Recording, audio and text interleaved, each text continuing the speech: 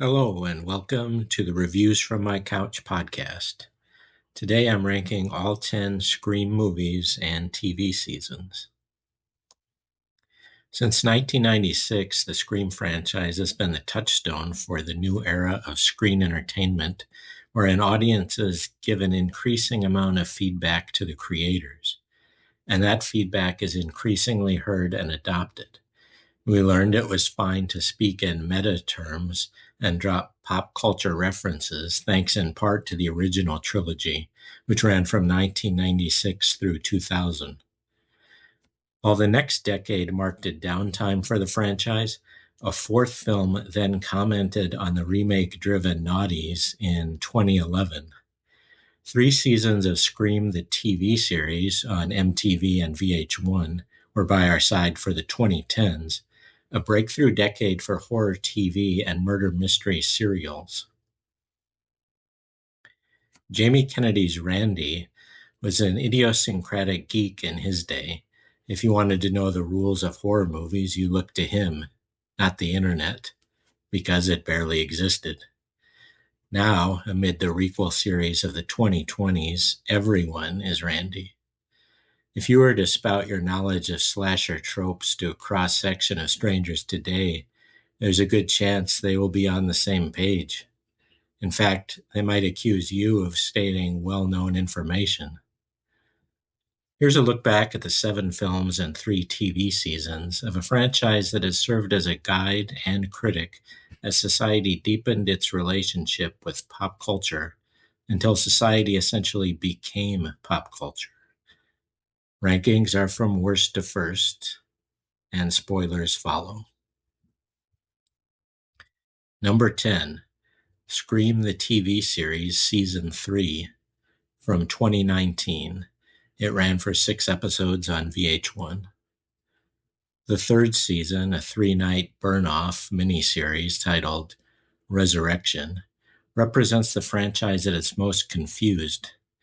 It brings back the Ghostface mask and Roger L. Jackson's voice after the first 2 seasons used a slightly different mask and voice, as the TV series exists in a different continuity. The original Ghostface return was seemingly to target OG fans. Yet the rules are the same as Randy's, suggesting that Season 3 is targeting a new generation of fans. Scream Season 3 centers on a twin played by R.J. Cyler. The idea that he takes his deceased brother's identity and none of his family notices is an absurd bit of illogic. But even this worst Scream entry isn't total garbage. Season 3's opening sequence features a funny feedback loop to the Scary Movie parody saga, with a fake knife and a fake breast. And the choice of the killer is rather daring, if not totally believable. Number 9, Scream the TV series Season 1 from 2015. It ran 10 episodes on MTV.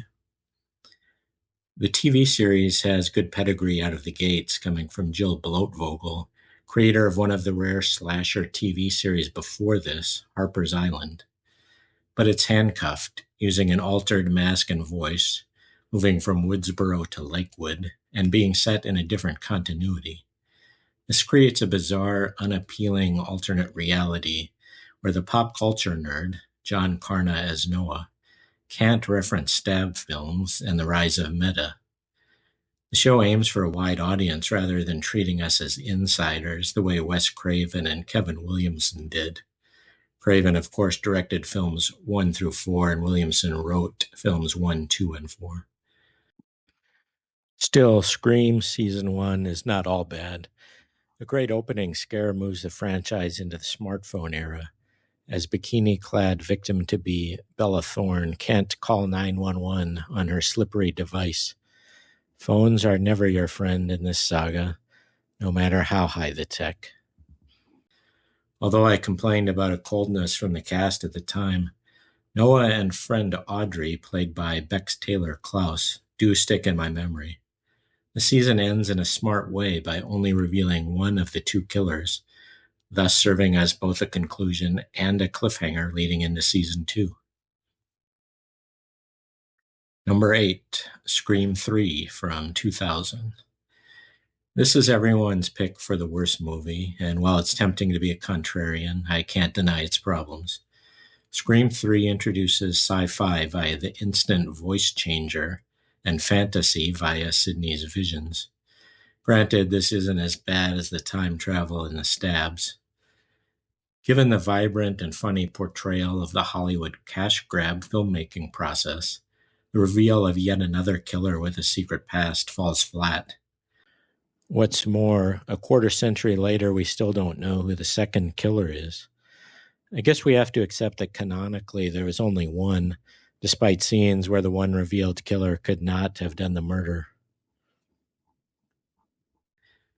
I suppose it's appropriate that on-set rewrites are a core theme of Scream 3, considering that the film itself seems hurt by rewrites.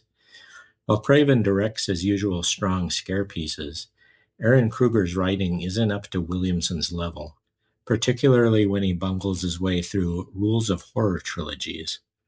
Up to this point in film history, there weren't many horror trilogies in the sense of a story pre-planned to be told over 3 films. Number 7, Scream 6 from 2023. This is the saga's best-looking non-Craven entry, shot in a Montreal standing in for New York. And it takes advantage of a big city scope for thrilling sequences such as the horizontal ladder escape. Scream 6's opening sequence is outstanding, from Samara Weaving's delightfully awkward first girl to Ghostface taking his mask off. It's still strong for much of its run, built on the loving relationship between sisters Sam and Tara. They're played by Melissa Barrera and confirmed 2020 Scream Queen, Jenna Ortega. So why does Scream 6 rank so low? Because it has the worst final act of anything in this series. Even by the standards of just go with it, it's nuts that all of these professional and amateur sleuths would be oblivious to the identities of the family members of a killer from Scream 5. Also, the rules get strained at a breaking point, as Mindy spouts generalities and falsehoods rather than making a studious attempt to analyze cinematic trends. Her Uncle Randy is spinning in his grave, but no one else is because 20 stab wounds aren't enough to kill anyone anymore. Number 6, Scream 7 from 2026. Williamson returns as director and co-writer for this 30th anniversary sequel that does some things right and some things wrong. Considering this is his second directorial effort after 1999's Teaching Mrs. Tingle, Scream 7's horror mood is delivered with expertise, set in a small town where Neve Campbell's Sydney tries to live quietly with her family. The kills are often entertaining, and the killer's motivations are a nice mirror of those from the original.